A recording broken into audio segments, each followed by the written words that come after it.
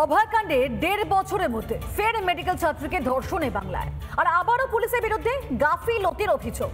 এর মধ্যে দুর্গাপুর কাণ্ড নিয়ে মুখ খুলেছেন মুখ্যমন্ত্রী, কিন্তু সেখানেও মিথ্যাচার। নির্যাতিতা নাকি মাঝরাতে হস্টেল থেকে বাইরে বেরিয়েছিলেন, যদিও মেডিকেল কলেজের তথ্য কিন্তু বলছে অন্য কথা।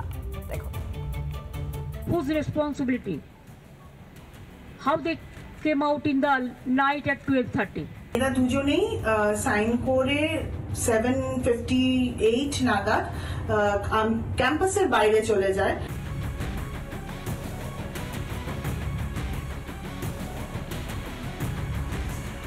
বাংলায় পড়তে এসে যৌন লালসার শিকার ওড়িশার তরুণী। ভিন রাজ্যের পড়ুয়াকে বাঁচাতে ব্যর্থ রাজ্য সরকার, উল্টে দায় এড়াতে শুরু মিথ্যাচার। It is shocking. She was studying in a private medical college. So all the private medical college, whose responsibility? How they came out in the night at 12:30? And it happens in the, so far I know, forest area. মুখ্যমন্ত্রী বলছেন নির্যাতিতা তরুণী নাকি রাত 12টার সময় ক্যাম্পাসের বাইরে বেরিয়েছিলেন, কিন্তু দুর্গাপুরের বেসরকারি মেডিকেল কলেজের ডিরেক্টর তো অন্য কথা বলছেন।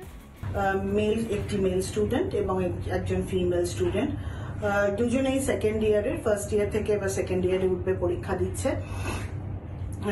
এরা দুজনেই সাইন করে 7:58 নাগাদ ক্যাম্পাসের বাইরে চলে যায়।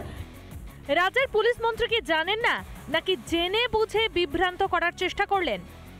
12টার সময় মেয়েটি কেন বেরিয়েছিল? আমরা বলি না উনি মিথ্যে কথা বলেন সকাল থেকে রাত অবধি। মেয়েটি 12টার সময় বেরোয়নি, মেয়েটি 7:58-তে বেরিয়েছিল। ওটা রাত্রির 12টা নয়। মুখ্যমন্ত্রী, আপনি আপনার ডেটা চেক করুন। হ্যাঁ, মিথ্যে কথা। এবং পুরো দোষটা আজকে যে মেয়েটি যে বেরিয়েছে কলেজের মধ্যে হয়নি, কলেজের বাইরে হয়েছে, যেটা আপনার জুরিসডিকশন। আপনার পুলিশ প্রশাসন কি করছিল?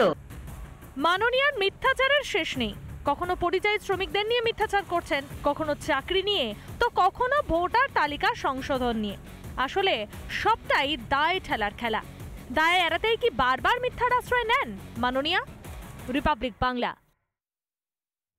নানা ধরনের কন্টেন্ট দেখার জন্য লাইক করুন, শেয়ার করুন আমাদের ফেসবুক পেজ, সাবস্ক্রাইব করুন আমাদের ইউটিউব চ্যানেল। পাশাপাশি অন্যান্য ব্রেকিং নিউজের জন্য অবশ্যই চোখ রাখুন রিপাবলিক বাংলায়।